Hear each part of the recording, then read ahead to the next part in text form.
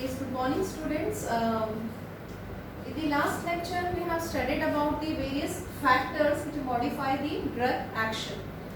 So the remaining factors I am continuing here.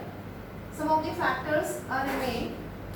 So the next factor is the pathological state. Pathological state मतलब कि हमारे शरीर के अंदर क्या बीमारी है जिसकी वजह से ड्रग का एक्शन कम हो रहा है या बढ़ रहा है. तो इसके अंदर सबसे पहले first of all we will take GI diseases यानी गैस्ट्रोइंटेस्टिनल डिजीज. यानी जो आपकी गैस्ट्रोइंटेस्टिनल ट्रैक है उसके अंदर अगर कोई डिजीज प्रेजेंट है तो उसकी वजह से क्या होगा कि it will decrease the absorption of certain drugs like for example amoxicillin. Amoxicillin का एब्जॉर्प्शन कम हो जाएगा if there is any gastrointestinal disorder या कोई भी आपका जो जीआई ट्रैक है उसमें कोई डिजीज प्रेजेंट है. Then second is the liver disease. Means if a patient is suffering from any liver disease तो आपको पता होगा कि liver is responsible for metabolism of the drugs. So if a patient is suffering from any liver disease the drug will not be metabolized.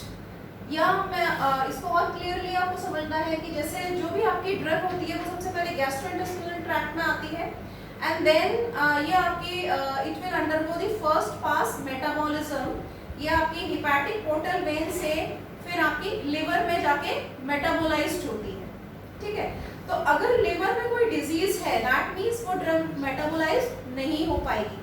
ठीक है, यानी कुछ drugs की बायोअवेलेबिलिटी बढ़ भी सकती है लेकिन कई बार ऐसा भी होता है कि कुछ ड्रग ज़्यादा एक्टिव हो जाती है मेटाबॉलिज्म के बाद.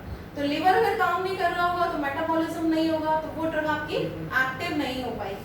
सो लिवर डिजीज है तो कुछ ड्रग्स की बायोअवेलेबिलिटी बढ़ सकती है एंड कुछ ड्रग्स की कम हो सकती है. देन आता है आपका किडनी डिजीज. किडनी डिजीज है.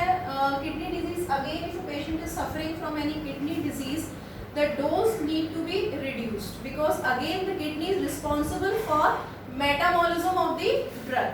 किडनी भी आपकी ड्रग को मेटाबोलाइज्ड कर रही है और वो ड्रग एक्सक्रीट आउट हो रही है आफ्टर मेटाबॉलिज्म.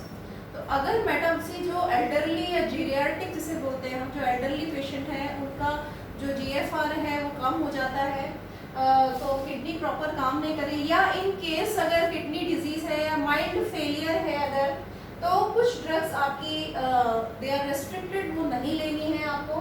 जैसे अमीनोग्लाइकोसाइड्स कुछ एंटीबायोटिक्स हैं. ठीक है, वो अगर माइल्ड फेलियर है, किडनी फेलियर है तो आपको ये ड्रग्स नहीं लेनी है. And if there is a severe failure then you can not take this norfloxacin, it is an antibiotic, ये नहीं लेनी है. These categories of drug you need not to take if you are suffering from any kidney disease. Now coming to the congestive heart failure. See, congestive heart failure है. Again what will happen if a patient is suffering from congestive heart failure? ये मैंने आपको disease आप पढ़ोगे इसके अंदर क्या होता है कि आपका जो हार्ट है प्रॉपर फंक्शन नहीं कर पा रहा है तो उसकी वजह से क्या हो रहा है, ब्लड फ्लो कम हो रहा है आपका सारे ऑर्गन्स में, इवन किडनी में भी आपका ब्लड फ्लो, ब्लड का जो परफ्यूजन है वो कम हो जाएगा तो rate of elimination will decrease. Okay, so you have to prevent certain categories of the drug if a patient is suffering from congestive heart failure. Then other diseases are also there, like if suppose a person is suffering from diabetes and he is under the oral therapy, oral hypoglycemic वो ले रहे हैं तो आप उनको beta blockers या प्रोप्रानोल नहीं दे सकते हो क्योंकि अगर उन्होंने वो ले लिया then it will cause severe hypoglycaemia. ठीक है, ब्लड ग्लूकोज लेवल एकदम कम हो जाएगा. तो ये डिफरेंट फैक्टर्स है, डिफरेंट पैथोलॉजिकल स्टेट है आपकी बॉडी की जिसके अंदर आपको ड्रग्स नहीं देनी है या कम देनी. देन नेक्स्ट आता है cumulation. Accumulation means actually accumulation, it is the accumulation of the drug inside the body. It will happen when the rate of administration of the drug is more as compared to the elimination. यानी ज़्यादा आप drug दे रहे हो या drug का excretion proper नहीं हो पा रहा है तो वो ड्रग कंटिन्यूसली एक्यूमुलेट हो जाएगी बॉडी के अंदर। जैसे आपकी एंटी मलेरियल ड्रग है क्लोरोक्विन, वो अगर आप लंबे समय तक ले रहे हो it will continuously accumulate inside the body and may cause retinal damage. तो ये एक्यूमुलेशन का आपको ध्यान देना है when you are taking any drug. Then next topic आता है आपका tolerance. See tolerance means you required a higher dose of the drug because your body is tolerant. If you are giving any drug, then after some period of time your body will become tolerant to that drug, and then a higher dose of the drug will be required to produce the same effect.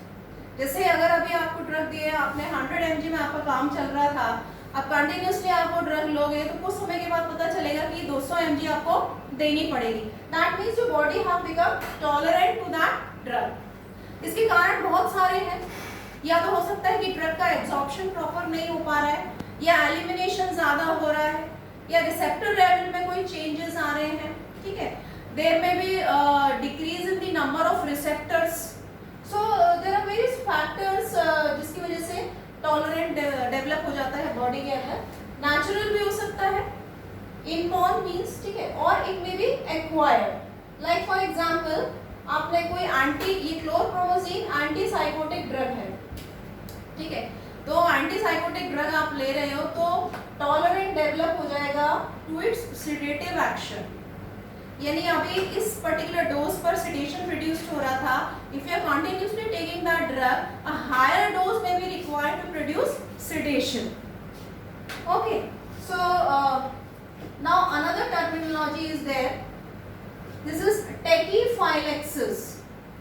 Tachy means fast, phylaxis is the protection. See, it is very much similar to tolerance, but quite a difference is there in this tachyphylaxis.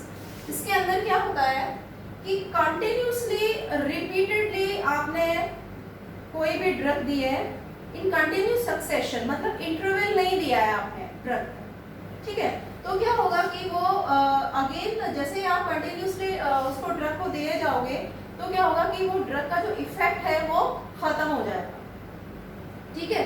So it is almost like similar to tolerance, but clinically आप tachyphylaxis observe नहीं कर सकते हो कि इतनी repeatedly succession में आप drug नहीं दोगे, ठीक है।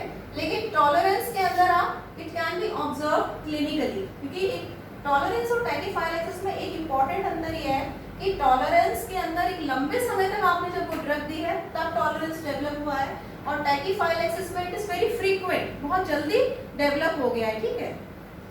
देन ठीक है, तो ये टैकीफाइलैक्सिस हो गया आपका। इसका एक बहुत इंपॉर्टेंट एग्जांपल ये बताया है, नाइट्रोग्लिसरीन का एग्जांपल है। Like in the factories what happen, factories में जो फैक्ट्रीज के वर्कर्स हैं उनको नाइट्रोग्लिसरीन दिया गया था।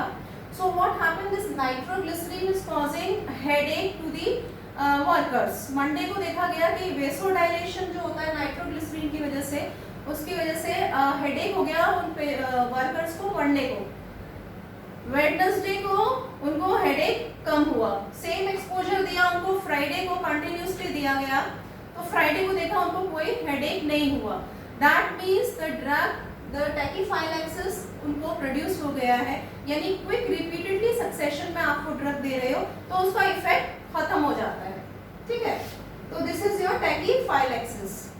नेक्स्ट आता है क्रॉस टॉलरेंस। क्रॉस टॉलरेंस का मतलब होता है अगर एक ही कैटेगरी की आपने ड्रग ली है, जैसे for example narcotic analgesics, narcotic analgesics एक कैटेगरी की ड्रग है, उसके नार्कोटिक एनाल्जेसिक्स मतलब ये पेन के लिए दिए जाता है, ठीक है। आपके ये इसके अंदर क्या है, अगर इसके अंदर आपकी मॉर्फिन आ रही है, मॉर्फिन के लिए अगर कोई पेशेंट टॉलरेंट है तो उसी कैटेगरी में हेरोइन के लिए भी टॉलरेंट हो जाएगा। तो इस तरह से ये क्रॉस टॉलरेंस डेवलप हो जाएगा पेशेंट में। तो that's remaining there are much two factors are more remaining, so that I will discuss in the next class. For today's class this much is enough. Thank you.